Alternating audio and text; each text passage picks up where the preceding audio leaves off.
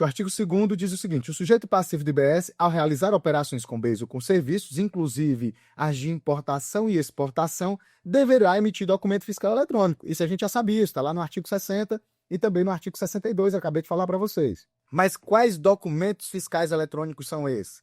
Aí nós temos, pessoal, 12 modelos de documentos fiscais eletrônicos elencados aqui no ato conjunto e que já eram claros para a gente por conta das notas técnicas, por conta da leitura e da interpretação da Lei Complementar 214. Então vamos lá, quais modelos de documentos fiscais eletrônicos são esses? Nota fiscal eletrônica, modelo 55, nota fiscal de consumidor eletrônica, modelo 65, nota fiscal de serviço eletrônico também, pessoal, conhecimento de transporte eletrônico e conhecimento de transporte eletrônico para outros serviços, modelo 57 e 67, bilhete de passagem eletrônico, manifesto de documentos fiscais eletrônicos, guia de transporte de valores eletrônico, modelo 64, nota fiscal de energia elétrica eletrônica, modelo 66, nota fiscal fatura de serviços de comunicação, modelo 62, declaração de conteúdo eletrônica, nota fiscal de serviço eletrônico de exploração de via. Beleza. O parágrafo 2º diz o seguinte, os regulamentos do IBS e da CBS instituirão os seguintes documentos fiscais eletrônicos para registro das operações sujeitas aos referidos tributos. Então, quais são esses documentos? Nota fiscal de água e saneamento eletrônico, modelo 75, declaração de regime específico, DERE, nota fiscal eletrônica de alienação de bens, nota fiscal eletrônica de gás. Vejam, aqui nós temos no parágrafo 2º esses modelos que ainda serão instituídos no regulamento, tá? No regulamento. Parágrafo 3º, deverão ser observadas as competências específicas. Inciso 1º, do Comitê Gestor da Nota Fiscal de Serviço Eletrônica de padrão nacional, conforme artigo 62, parágrafo 4º. Isso aqui a gente já sabe, né, pessoal? Quem está publicando as notas técnicas envolvendo a nota fiscal de serviço eletrônica é o Comitê Gestor da Nota Fiscal de Serviço Eletrônica do Padrão Nacional, tá? Então, existe esse Comitê Gestor com o objetivo de uniformizar a documentação técnica e o layout da nota fiscal de serviço eletrônica no seu padrão nacional, e é ele que é responsável, tem competência específica para disciplinar as regras. Parágrafo 4º, ainda do artigo 2º, tá? Serão editadas normas específicas para dispor sobre operações de comércio exterior. Pessoal, vejam, nós temos aqui nesse momento uma explicação rápida, né, que traz a lógica ali daquilo que vai ser criado ainda de documentos fiscais eletrônicos, porque aquilo que ainda vai ser criado, obviamente, não está pronto, e por não estar pronto, não pode ser exigido, tá? Não pode ser exigido. E o que é que eu gostaria de trazer para vocês, né? Esse ato conjunto ele foi publicado hoje, pessoal, e ele tem, se a gente for pegar ele e colocar ele aqui no Word, eu não tenho ele no Word, mas ele tem no máximo 2 páginas, tá? Ele tem no máximo 2 páginas. E quando eu compartilhei ele lá no grupo da mentoria, algumas pessoas já apontaram algo que eu percebi na primeira leitura, tá? Ele tem uma redação confusa. No ponto mais importante, ele tem uma redação que não é das melhores. Mas vamos lá, quero que você prestem bastante atenção comigo aqui no que eu vou ler para vocês sobre o artigo 3º, tá? Artigo 3º. Neto, calma, paciência, tá? Deixa eu mostrar para vocês aqui o que é que diz o artigo 3º. O artigo 3º diz o seguinte, até o primeiro dia do 4º mês subsequente ao da publicação da parte comum dos regulamentos do IBS e da CBS. Vejam só, ele está dizendo que alguma coisa que será discriminada agora nos incisos 1º, 2º e parágrafo único só se aplicará a partir do primeiro dia do 4º mês subsequente, tá? A partir do primeiro dia do 4º mês subsequente. O inciso 1º diz o seguinte, não haverá aplicação de penalidades pela falta de registro dos campos de IBS da CBS nos documentos fiscais a que se refere o artigo 1º, parágrafo 1º e 2º. Pessoal, já tem aqui um errinho de redação, né? Porque se você pegar o próprio ato conjunto, que foi publicado hoje, foi feito ontem, o artigo 1º, ele não tem parágrafos. O artigo 1º, ele não cita nenhum parágrafo. Só que você fazendo a leitura, você consegue entender o que é que o ato está querendo dizer.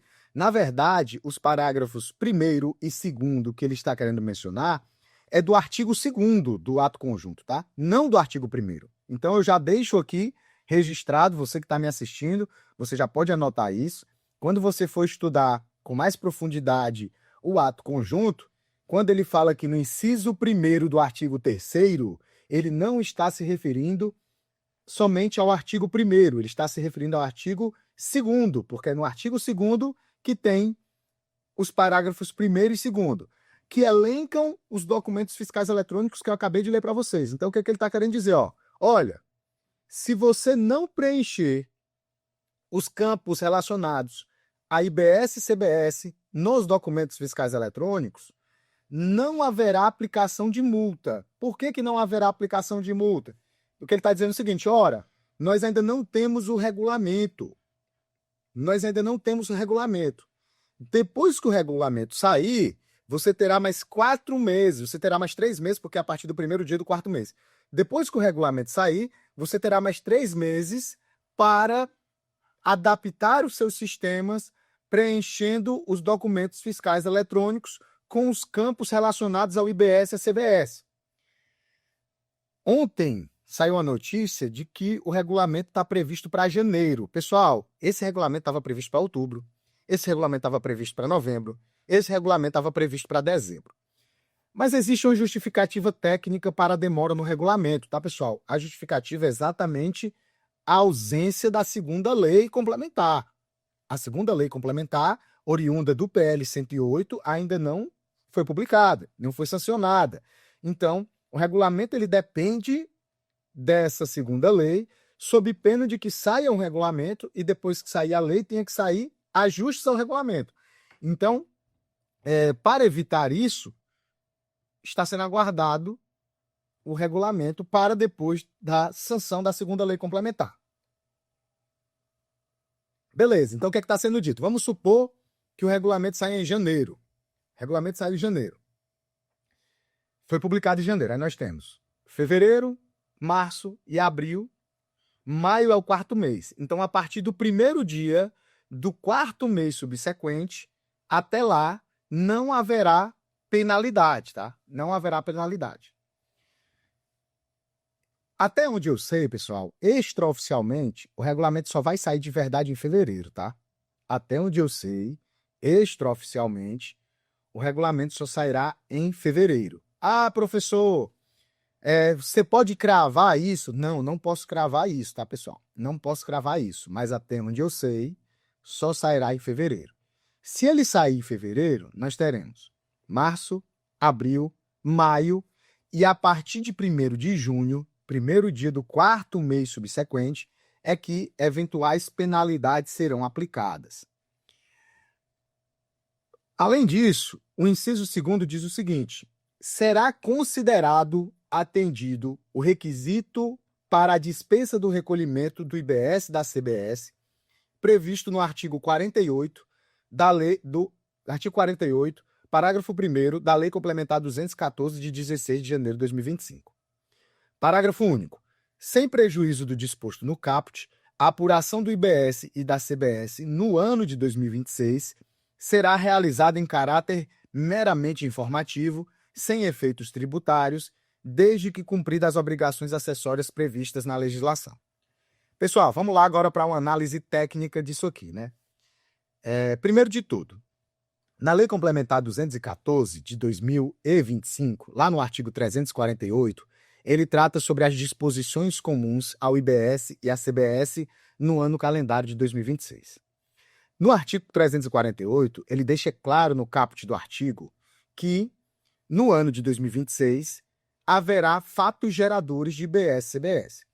Tanto haverá fatos geradores que, nos incisos ali do artigo, ele começa a tratar sobre o que você precisa fazer caso faça o recolhimento de IBS e CBS. Ele diz, olha, Caso você tenha feito de recolhimento de BS-CBS, você vai poder compensar com PIS e COFINS. Caso você não tenha PIS e COFINS, você poderá compensar com outros tributos federais. E caso você não tenha nem PIS e COFINS, nem outros tributos federais, você poderá fazer o ressarcimento. Vejam, a lei está estabelecendo uma dispensa de recolhimento. Essa dispensa de recolhimento, pessoal, ela só pode existir se o tributo for devido, ou seja, se o fato gerador estiver concretizado.